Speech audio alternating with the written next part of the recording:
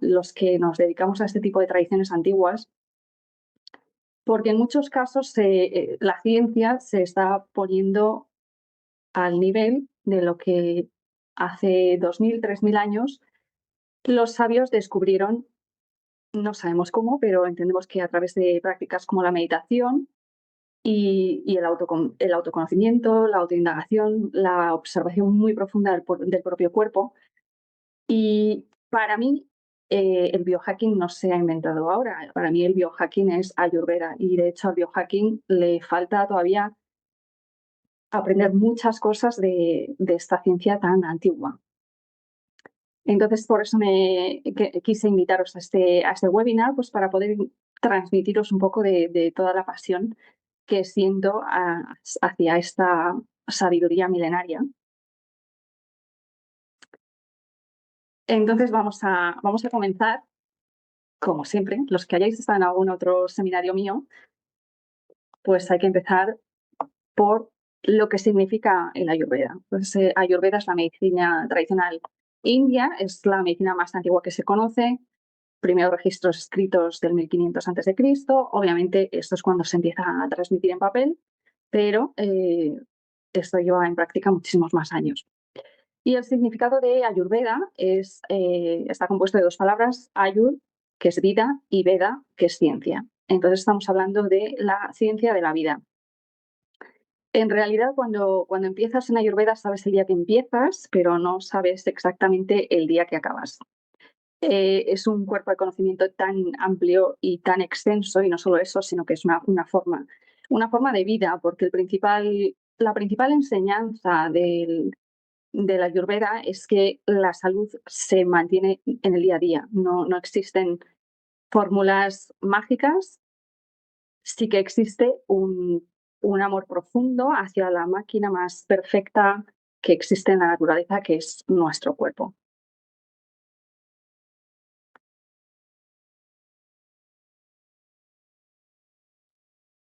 Como os comentaba, yo tuve la ocasión de conocer que existía un médico maravilloso, que era el doctor Naram, que a través del pulso, que es una disciplina que, aunque se utiliza en Ayurveda, es más utilizada en una rama que se llama Siddha Veda, que es a la que yo pertenezco principalmente, que ahí es donde nos especializamos en la lectura del pulso. Se dice que para ser un lector de pulso principiante necesitas observar 1000 pulsos. Y normalmente para ser muy bueno, pues estamos hablando de tener que observar 5000 o 10.000 pulsos. ¿Cómo funciona la lectura de pulso? Pues a través de la observación y a través de conectar con la conciencia de la otra persona, nosotros registramos en nuestro subconsciente los patrones en la sangre, en el movimiento de la sangre, en la textura de los tejidos. Y a partir de ello aprendemos a saber pues, cómo se encuentran los tejidos del individuo y qué energías tiene más elevadas o más necesitadas. Después de esto me formé en Panchakarma, que esta palabra tan compleja lo que significa es técnicas muy avanzadas de detox. Si en Occidente estamos empezando a conocer un poquito los básicos de la Ayurveda, el Panchakarma es como el siguiente paso. En muchas ocasiones cuando hablamos de Panchakarma la gente se sorprende de las técnicas que utilizamos, pero volvemos a lo que os comentaba hace un ratito. Tenemos la suerte de estar en un momento en la historia en la que los estudios científicos están respaldando este conocimiento tan antiguo. Entonces, a día de hoy sabemos que tras un proceso de panchakarma existe un alargamiento de los telómeros, que es lo que indica un poco nuestra edad biológica, de cómo hemos tratado a nuestro cuerpo, y no tanto la edad que aparece en nuestro DNI.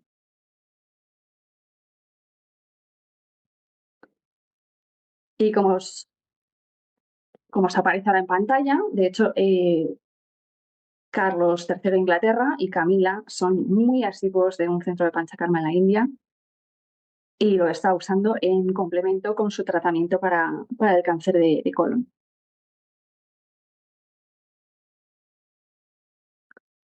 Y hablamos de Ayurveda, y esto en un principio parece un poco raro cuando os hablamos en consulta de Vata, de Kapha, de Pitta, son palabras muy extrañas. Lo que vamos a ver ahora, los 3 doshas que llamamos, un dosha digamos que sería un tipo de energía. Entonces, antiguamente no tenían los sistemas de análisis que tenemos de ahora, pero lo que sí existía era una observación muy profunda del organismo. Entonces, como ellos entendían el cuerpo humano y las enfermedades, era basado en los elementos y el tipo de energía que los elementos nos aportan. Es decir, el aire es frío, es móvil, va de un sitio para otro, también es seco, reseca, y esto lo asociarían a las diferentes enfermedades y a los diferentes estados del cuerpo.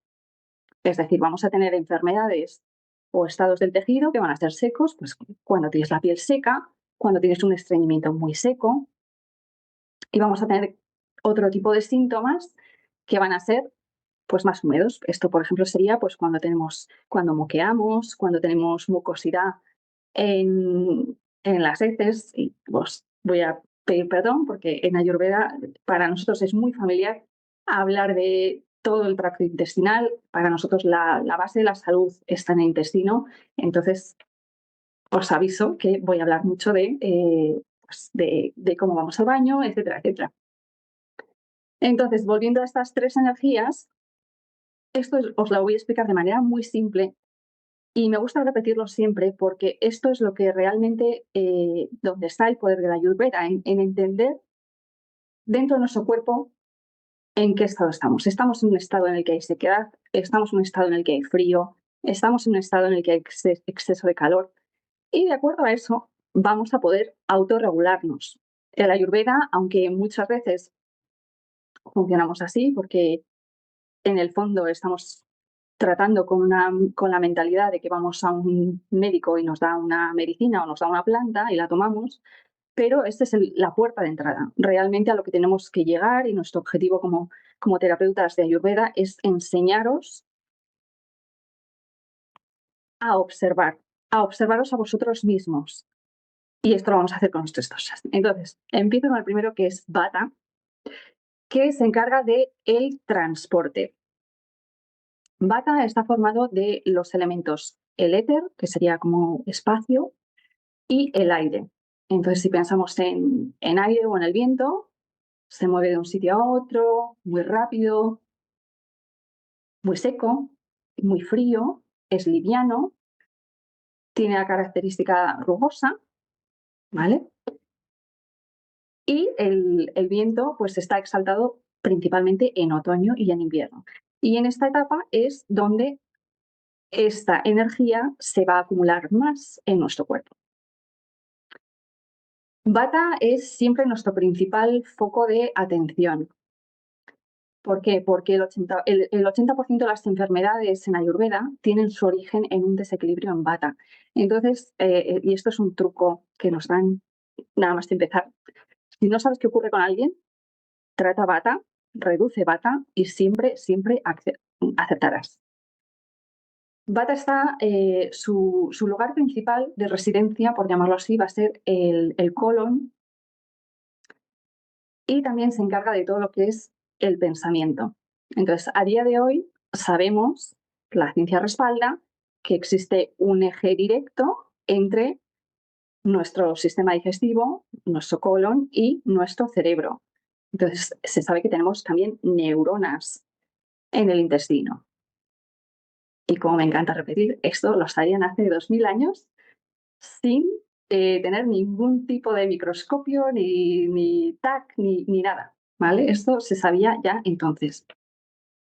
Entonces, ¿qué va a pasar? Que si nuestro colon está en desequilibrio, va a desregular nuestro pensamiento. Y pues, básicamente vamos a tener pensamientos directamente iguales a cómo tenemos el colon. ¿Cómo saber si tenemos Vata desequilibrado? La forma más rápida es si vas al baño y vas un poco estreñida y notas que es muy seco, Entonces ya estás empezando a tener un desequilibrio en Vata. Si tienes mucho gas en el intestino. Si no te puedes concentrar, que la mente va de un sitio a otro y no para. Eso sería un desequilibrio de Vata. Tienes ansiedad, la piel muy seca, por ejemplo, el cabello frágil. Y ya si vamos a síntomas más profundos, estaríamos hablando de todo tipo de problemas óseos. ¿Por qué? Porque a Vata le gusta llenar los espacios vacíos y el interior de los huesos es un espacio poroso, con lo cual es uno de los lugares que primero va a afectar. Me explayo un poquito más con Vata porque, como podéis imaginar, todo lo que está afectado en invierno, casi todas las enfermedades que vamos a ver en invierno, van a estar muy relacionadas con Vata. Y es muy importante tener esta energía un poquito bajo control. Entonces, ¿cómo regulamos estos dosas? Pues si Vata es frío, obviamente vamos a poner calor. Si Vata es liviano, vamos a ayudar cosas que sean más bien densas, como por ejemplo aceites. Lo mismo con la sequedad, pues vamos a añadir humedad y oleación. Vata es móvil, con lo cual vamos a pedirle que descanse. Vamos a utilizar prácticas que nos hagan concentrar nuestra conciencia, nuestro pensamiento, y vamos a intentar evitar todo aquello que lo ponga más en movimiento. Un ejemplo claro de algo que exalta Vata va a ser viajar en avión. O sea, es como el sumum de Vata, ¿no? Y esto es algo que yo hice durante muchísimos años y algo por lo que mi digestión paga un precio muy alto. Entonces vamos a pasar al siguiente. Comentaros que en cuanto acabe la presentación, voy a intentar dejar un ratito de preguntas y ahí es cuando podéis, si tenéis alguna duda práctica o de vuestra vida o de lo que he estado hablando, pues intentaré resolverlas. Así que voy a intentar ir al grano. Siguiente dosha sería Pita, que se encarga principalmente del metabolismo. Entonces, Pita, dentro de los elementos, está formado por agua y por fuego. Entonces, sus características van a ser que es caliente, que es graso, que es punzante, que es líquido. Pita no es tan problemático en invierno, generalmente, porque pues, obviamente tenemos frío fuera, con lo cual eso ya contrarresta ese calor. Pita está a cargo de la digestión. Es muy importante que el nivel de Pita esté equilibrado porque el fuego digestivo del estómago está regido pues, por las secreciones de los ácidos que se segregan y obviamente también esto va a influir en cómo vamos al baño. Entonces, para regular Pita vamos a necesitar prácticamente lo contrario a lo que estamos usando para Vata. Entonces, ¿qué vamos a necesitar? Vamos a necesitar cosas frías, que sean más bien secas, que de sabor van a ser que sea amargo, su exaltación va a ser en verano. Y si pensamos en enfermedades que puedan ser relacionadas con Pita, a ver que se me ha ido como siempre.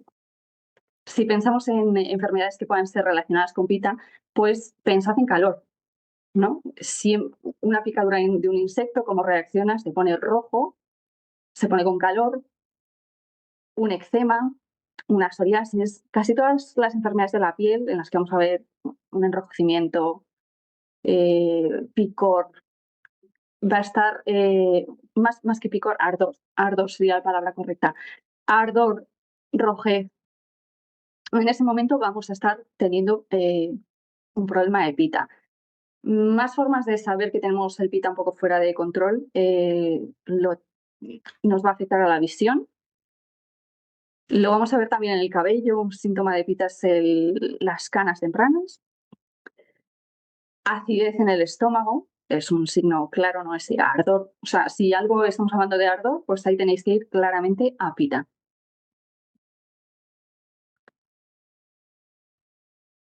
Y el tercero de los dosas, que es Kapha, está encargado de lo que es el soporte en el cuerpo humano, en todo lo que es el tejido que une a los huesos y da apoyo. Las articulaciones, la grasa.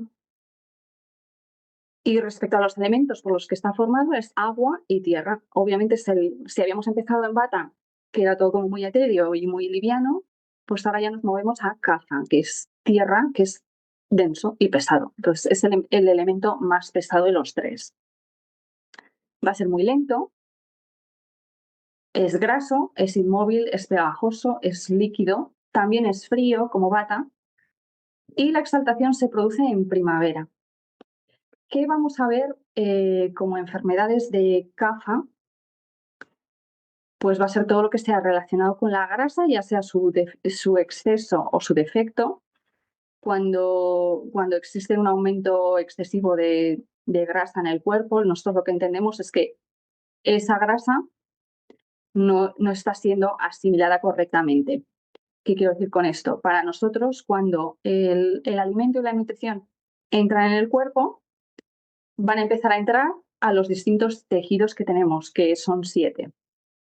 Entonces, primero va a empezar, se va a distribuir al plasma, que es el tejido rasa en Ayurveda. Y voy a hacer la puntualización otra vez, que los antiguos sabían que existía un fluido que no era sangre, que era plasma, bueno, algo parecido con las características del plasma, y esto de nuevo lo podían intuir sin microscopios, sin análisis de sangre, sin nada más. Entonces la nutrición va a empezar a pasar al plasma, de ahí pasa a lo que ya entendemos la sangre, la parte roja de la sangre, de ahí va a pasar a formar músculo, de ahí va a pasar a formar grasa, de ahí va a pasar a formar hueso, de ahí va a pasar a formar lo que es el tejido de la médula y el sistema nervioso, y por último va a pasar a formar y a nutrir el tejido reproductor. Entonces, este proceso también es muy importante conocerlo para saber en qué estadio está nuestra vitalidad en nuestro organismo. Normalmente, el primer síntoma de las enfermedades va a aparecer pues, en el primer tejido, que es el plasma, como os decía. Después vamos a empezar a ver síntomas o enfermedades en lo que es el tejido de la sangre. ¿Qué ejemplo así más temprano os podría decir que ya empezamos a notar que existe una toxicidad o que no se está procesando los alimentos como debe ser? El acné, ¿vale? Hay muchas veces que, no, bueno, de hecho nos han enseñado a aceptar como normales muchísimas cosas que no lo son. Y son cosas que en su momento son fácilmente tratables y corregibles con dieta y con cosas muy fáciles, pero que luego a lo largo de los años se complican. Cosas que hemos aceptado como perfectamente normales. Los cólicos en los niños, el acné, el estreñimiento estaban totalmente aceptado. Y como os digo, son cosas que son muy solucionables y que se las dejamos pasar, pues cuando llegamos a los 40, a los 50, ya es mucho más difícil de corregirlas.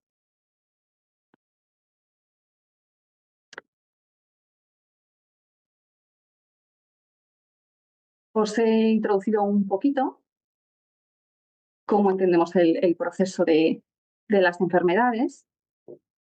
Entonces, para nosotros, siempre que hay un estilo de vida y una dieta inadecuados, lo que va a suceder es que disminuye el fuego digestivo del que os hablaba antes cuando estamos hablando de pita, ¿vale? Entonces, si ese fuego digestivo disminuye, se van a acumular toxinas.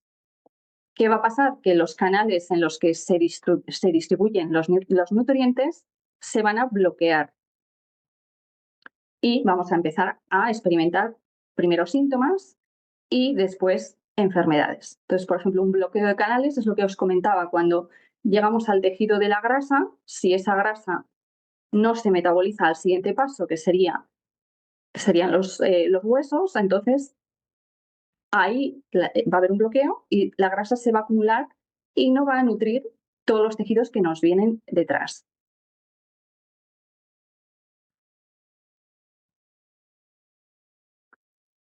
Entonces, ¿qué os recomiendo durante el invierno? Que es importante en términos de nutrición. Muy importante en invierno mantenernos dentro de lo que son alimentos cocinados.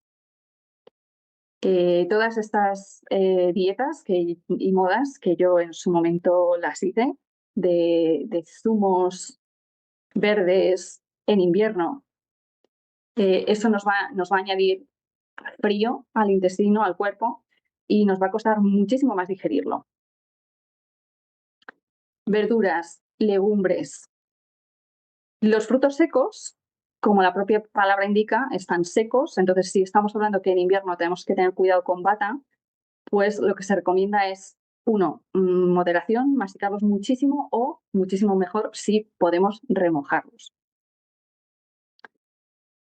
Pasamos al tema de carnes. Y este es un tema siempre un poquito peliagudo dentro de los círculos yógicos y dentro de los círculos ayurvédicos, porque hay bastante controversia al respecto. Entonces, si los que venís de un entorno yógico, sabéis que no se recomienda para nada el consumo de carnes porque implica que este animal ha pasado por un sufrimiento y nosotros al consumirlo, pues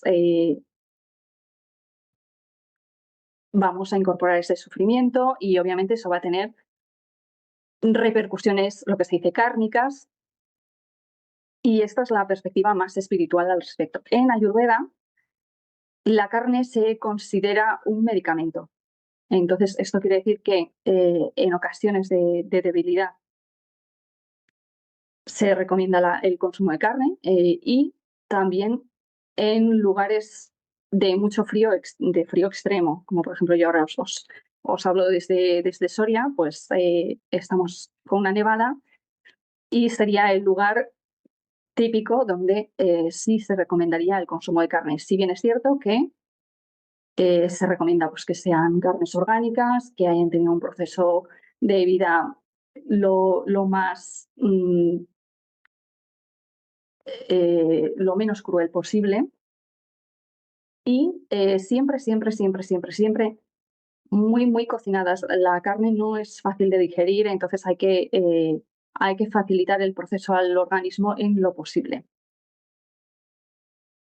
Frutas, se recomienda su consumo, pero dentro de tener en cuenta que si están crudas, pues nos va a costar más digerirlo. Lo ideal, pues con potas de manzana, de pera, con canela, con especias para hacerlas más digestivas.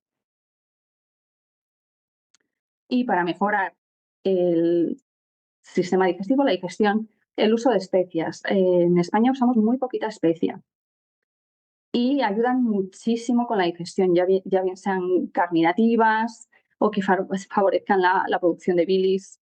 Entonces, después del desayuno, un té de jengibre, canela y clavo durante el invierno nos va a ayudar pues, a calentar el organismo y a mejorar el sistema de limpieza, limpiar los canales y a pacificar bata, porque todo esto son especias calientes que nos van a dar ese calor que necesitamos. Entonces, lo que nos recomienda son comidas y bebidas frías, saltarnos comidas y evitar comer por la noche. Entonces, el ayuno intermitente para nosotros sí que, de hecho en Ayurveda es donde nació el ayuno intermitente, sí que se nos recomienda comer durante las horas del día, porque ahora sabemos que la secreción de enzimas y de hormonas está regida por el sol y por la oscuridad, por la luna. Entonces, nos centraremos en comer dentro de esas, o intentaremos comer dentro de esas horas diurnas. ¿Qué pasa? Que no es lo mismo las horas de luz en la India que las horas de luz en Soria. No se recomienda estar muchísimas horas sin comer. ¿Por qué? Porque eso nos va a crear ansiedad. Entonces, eso nos va a subir bata. Entonces, los ayunos intermitentes, estos bestias que vemos de la gente que come en 4 horas y lo comen todo de un golpe, hay que tener muy en cuenta cómo se tiene la mente, ¿vale? Cómo se está teniendo la mente. ¿Por qué? Porque hay muchas veces que ese tipo de dietas notamos un beneficio inmediato, notamos que como que tenemos muchísima energía y durante unos meses estamos fenomenal, pero ¿qué pasa? Que lo que nuestro cuerpo está notando es un estresor, ¿vale? Está notando algo que es muy estresante para el cuerpo. ¿Y qué nos pasa cuando tenemos un estresor muy grande? Pues que nos sube la adrenalina. Entonces estamos fenomenal, vamos a mil. Entonces te sientes muy energético, pero ¿qué pasa? Que a la larga eso no se sostiene. Entonces, lo recomendable es irnos a dormir a una hora temprana y no consumir la cena dentro de las 2 horas anteriores a esa hora de dormir. El sueño es muy importante en invierno. Y en lo que se refiere a la Ayurveda, otra de las cosas más importantes que nos enseña es ajustarnos a las estaciones y no solo, y esto muchas veces hay muchos terapeutas de Ayurveda que no, por haber estudiado desde libros de la India, no se llega a aplicar bien. Hay que tener en cuenta dónde vivimos. Entonces, yo si vivo en Soria es muy diferente a alguien que vive en Bombay. Entonces, hay que tener mucho cuidado en entender el sistema de los dosas y entender cómo nos lo aplicamos a cada uno. Entonces, en la India tienen más o menos el mismo tipo de horas de luz durante el día a lo largo de todo el año. En España, como tenemos la historia del ahorro energético, el horario de verano y el del invierno, hay una diferencia muy, muy grande de horas de luz.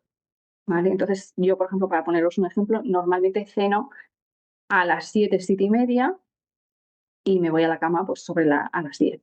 Es normalmente mi horario que intento mantener porque me funciona muy bien. Y en invierno vamos a necesitar dormir más. Y esto pasa un poquito lo que os decía. En la India tienen muchas horas de luz a lo largo de todo el año. Si vivimos en un sitio de mucho frío, con pocas horas de luz, vamos a necesitar más horas de dormir. Entonces, está muy bien traernos las prácticas de la India, pero por favor, entendiendo dónde vivimos. Es decir, si en la India se despiertan a las 4 o las 5 de la mañana para meditar o para hacer yoga, hay que entender que esto es así porque el amanecer es a las 6 de la mañana. Pero si en Soria amanece a las 8:20 de la mañana, pues tendremos que adaptar un poquito dentro de lo que permita nuestro estilo de vida y nuestro trabajo, adaptarnos a esas horas del amanecer y de la oscuridad.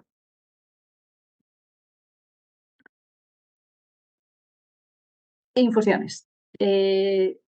Estoy convencida que si preguntáis, si pusiéramos a todos los terapeutas de Ayurveda en una habitación y nos preguntarais, dentro de la Ayurveda, ¿qué es tu remedio favorito?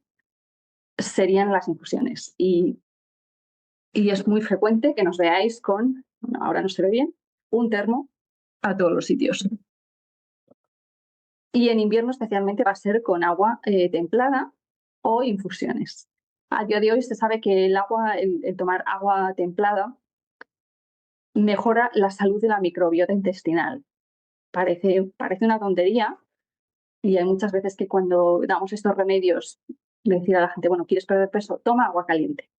Es algo que se ha hecho durante miles de años, se hace muchísimo en China y parece que no va a hacer ningún efecto, pero de verdad cambia la microbiota y te va a ayudar a perder peso, a limpiar más que perder peso. Te va a ayudar a limpiar los canales. Entonces ya si ponemos algunas especies, pues vamos a ayudar muchísimo más. Entonces os he dejado aquí las que tres infusiones muy facilitas, muy, muy facilitas. Hay cosas más complejas, pero como esto es un webinar en amplio, digamos que estas serían las infusiones básicas para todo el mundo. Entonces, si tenemos el vata en exceso, nos va a ayudar mucho una infusión de jengibre, comino, hinojo. Se trata de pita, el clásico de Ayurveda, que va a ser el comino, cilantro y hinojo. Y para kapha, pues va a ser la infusión de jengibre, canela con un pellizco de clavo. Entonces, si tenéis que empezar una cosa de Ayurveda, porque en Ayurveda es verdad que podrías tirarte 8 horas del día haciendo rutinas, pero esta sería mi rutina fundamental para el invierno. Coger un termo, lo preparáis con 1 litro de agua por la mañana, unas infusiones, la de comino, cilantro y hinojo es maravillosa si tenéis la digestión lenta y probad un par de semanas a ver cómo os sentís, para que veáis que un cambio tan pequeñito, os va a ayudar muchísimo.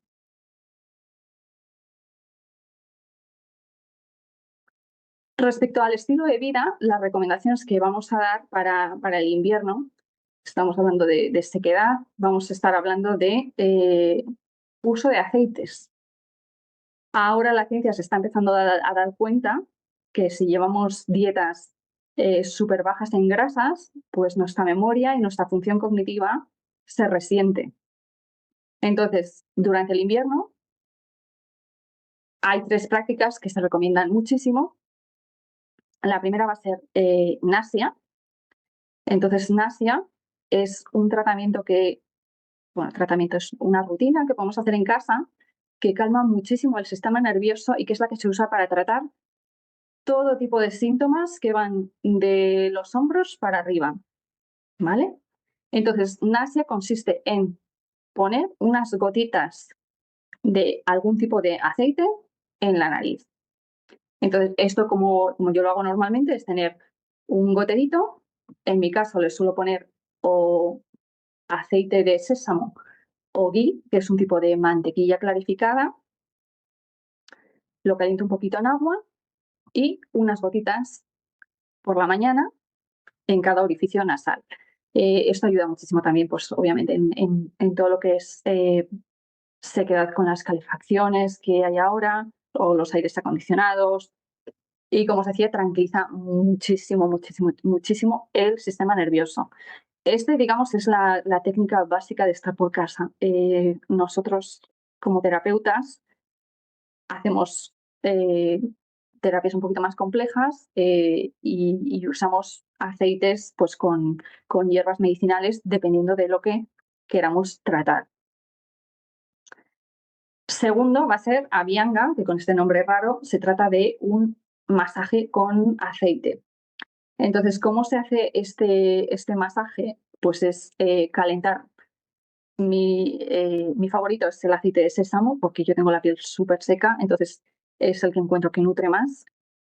Vamos a hacer lo mismo, ponemos un botecito, una taza con agua caliente, ponemos el botecito de agua caliente y antes de la ducha nos ponemos el aceite. Funciona mucho mejor antes de la ducha, no me preguntéis por qué, pero yo creo que es por el hecho de poner el agua caliente después que el aceite penetra mejor. Y esto es, para los que tenemos la piel seca, es un cambio radical. A mí esto me cambió la vida. Y aquí vamos a entrar ya en temas que suelen ser un poco más chocantes para la gente que empieza con Ayurveda, pero el tercer tratamiento más importante para Vata, de hecho no es el tercero, es el primario, se tratarían de los enemas. Entonces, como os decía al principio, Vata se asienta en el colon y a través de los enemas es una de las formas más eficaces de tratar cuando existe una gran sequedad en el intestino.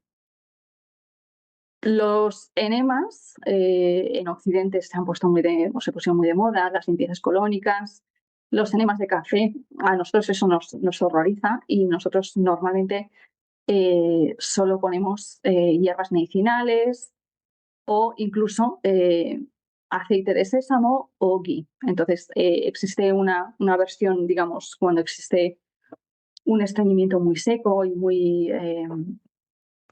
que ahora no me sale la palabra, que lleva mucho tiempo, poner un enema con unos 30 mililitros de aceite de sésamo o de ghee va a ayudar muchísimo a regular el tránsito. Esto nosotros lo que llamamos se llama Matravasti. Entonces es un tipo de enema que se recomienda mucho pues, en personas mayores, por ejemplo. Esto ya lo había anticipado, la cena temprana que nos permita digerir antes del sueño. Obviamente recomendamos el yoga para mantener el cuerpo flexible y pranayama, que son las técnicas de respiración. También la ciencia ahora, hace unos años tú hablabas de pranayama y claro, la gente se quedaba con una cara de ¿qué es esto? Ahora sabemos que a través de la respiración podemos regular nuestra mente. y otros muchos procesos en el cuerpo, dependiendo de qué tipo de respiración utilicemos.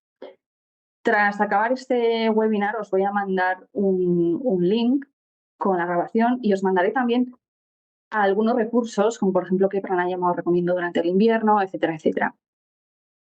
Respecto al yoga, deciros que hay muchas variedades, lo sabréis, que sí hot yoga, que sí Bikram hatha, etcétera, etcétera. Y es muy importante tener a alguien que os aconseje muy bien, ¿vale? El yoga que vamos a practicar va a depender también de qué tipo de características tenemos nosotros. Si hacemos un yoga muy intenso, muy atlético, vamos a estar incrementando pita o vata. Entonces, dependiendo de cómo estemos nosotros, pues a lo mejor nos va a acelerar en exceso. En invierno se puede realizar un yoga más dinámico para activarnos un poquito más, pero lo dicho, teniendo muy en cuenta cuál es nuestra constitución y eligiendo muy bien un profesor que entienda que no todo el yoga sirve para todo el mundo y que adapte el yoga a nosotros, no que nosotros nos adaptemos al yoga. Eso es muy importante, ¿vale? La práctica tiene que ser adecuada al individuo, no como hay muchas prácticas que hay un set de asanas, tú llegas y tienes que hacerlas todas y esto para todo el mundo. Muy importante es ponerse a la luz del sol. También nos va a ayudar con el tránsito intestinal en invierno mucho tomar un poquito de agua caliente, bueno, templada, en ayunas con una cucharadita de ghee, que os he estado hablando antes, que es mantequilla a la que quitamos todo el suero y toda la proteína y queda pues un aceite que nutre todos los tejidos del cuerpo. Cosas muy importantes y que subestimamos: suprimir los impulsos naturales. Os diría que de los casos de infecciones urinarias recurrentes que he tratado, yo os diría que todas las clientas que he tenido aguantaban el ir a hacer pis hasta que estaban a punto de explotar. Entonces, ¿qué impulsos naturales no deberíamos suprimir? Obviamente, ir al baño, ya sea hacer pis o hacer cacas. Cuando existe el impulso, debemos satisfacerlo. Estornudos, bostezos. En el tema de cuando se paran los estornudos, vamos a tener a lo mejor problemas de pólipos, de sinusitis. Entonces, es muy importante, como os decía, satisfacer los impulsos naturales. Comer cuando se tiene hambre es otro, que, como os decía, si no lo hacemos, eso va a generar mucha ansiedad. Entonces, evitar el sedentarismo también, el ayuno excesivo y minimizar en lo posible la exposición al frío. Os voy a hablar un poco de las prácticas que tenemos ahora, de las técnicas de Wim Hof, de nos metemos en hielo, etcétera, etcétera. Volvemos a lo mismo, son estresores. Entonces hay veces que durante un tiempo va a hacer que nos encontremos muy bien, pero a la larga nos puede dar problemas. Y no es lo mismo una persona que tiene una constitución muy caliente, que tiene mucho pita, que a lo mejor eso lo puede tolerar más o menos bien, que en una persona que tiene mucho vata, que en ese caso pues le va a afectar muchísimo. Yo tuve un cliente muy seguidor del tema Wim Hof y nos costó mucho más convencerlo de que estaba empezando a tener ciertos problemas nerviosos y estas prácticas lo estaban incrementando. Entonces nos costó mucho hacerle cambiar de opinión en ese aspecto. ¿Cómo gestionamos los síntomas o las enfermedades en Ayurveda? Como os decía hace un ratito, nosotros consideramos que el problema de todas las enfermedades es que hay una acumulación de toxinas que van haciendo que el metabolismo se ralentice, Entonces las toxinas se van a ir metiendo cada vez más en tejidos más profundos cuando no tienen ya más sitio y ahí nos van a empezar pues, los síntomas. Entonces, aquí pongo 7 días, digamos que esto es el número mágico donde si tú consigues hacer una dieta de un alimento durante 7 días, vas a notar cambios muy importantes en tu salud. Aunque es verdad que a día de hoy es muy difícil conseguir que nos concentremos en 7 días comiendo lo mismo. Entonces, mi recomendación es que cuando empecéis con la Ayurveda, pues empecéis por un día de monodieta. Eso quiere decir que no vais a pasar hambre, pero vais a estar comiendo todo el día lo mismo. ¿Para qué? Para dar reposo al sistema digestivo. Entonces, tradicionalmente en Ayurveda lo que se usa es kichari, que es una especie de potaje hecho con soja verde que ayuda precisamente a limpiar el organismo. Entonces, obviamente, si conseguimos 7 días de esta monodieta dando reposo al sistema digestivo, vamos a cambiar la microbiota. Y eso va a hacer que el resto de nuestro organismo cambie. Ya para temas más complicados, lo que se recomienda es un panchakarma, que son procedimientos mucho más complejos, que hay que dedicar pues, por lo menos un mes a limpiar el organismo. Entonces, durante ese mes vamos a estar principalmente tomando vegetales, kichari, cosas que sean muy digeribles y se van a usar pues las técnicas de limpieza del panchakarma. Entonces, cómo se inicia es, se toma bastante ghee, se aumenta el consumo de ghee, que es la mantequilla clarificada, y eso va a hacer que la oleación vaya penetrando los tejidos y en el fondo es como si estuviéramos usando jabón, porque al final las que seáis de pueblo, a lo mejor habéis visto que vuestras madres o vuestras abuelas hacían jabón con aceite y con sosa, ¿no? Pues entonces el aceite lo que hace es soltar esa toxina y la va a ir llevando al sistema digestivo.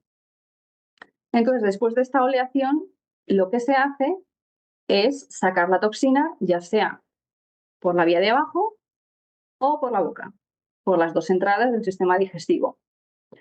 Entonces, esto se consigue que sean limpiezas muy profundas.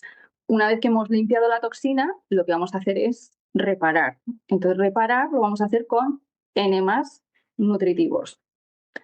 Entonces, cuando os hablo os comentaba del biohacking o de las limpiezas de detox que se han inspirado un poco en Ayurveda,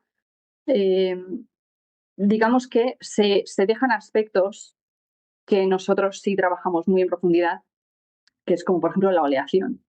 ¿Por qué? Porque en Occidente, hasta hace muy poquito, existía la guerra contra la grasa, la guerra contra el colesterol. Entonces, era muy difícil decirle a la gente que tienes que tomar en un día una cantidad considerable de aceite para limpiar tu organismo. Es como muy contradictorio tras toda la programación que hemos tenido de dietas antigrasa, etcétera, etcétera. Pero aquí radica el éxito de los tratamientos de panchakarma en Ayurveda. Usamos también plantas medicinales, fitoterapia.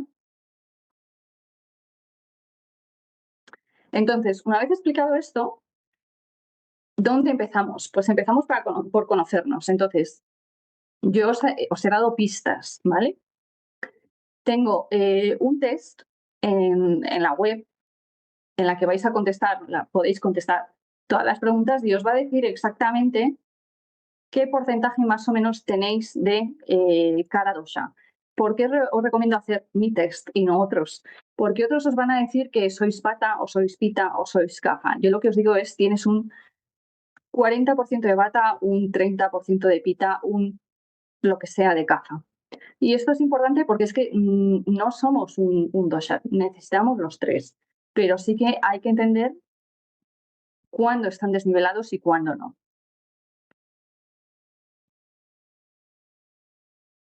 Y con eso acabo ya.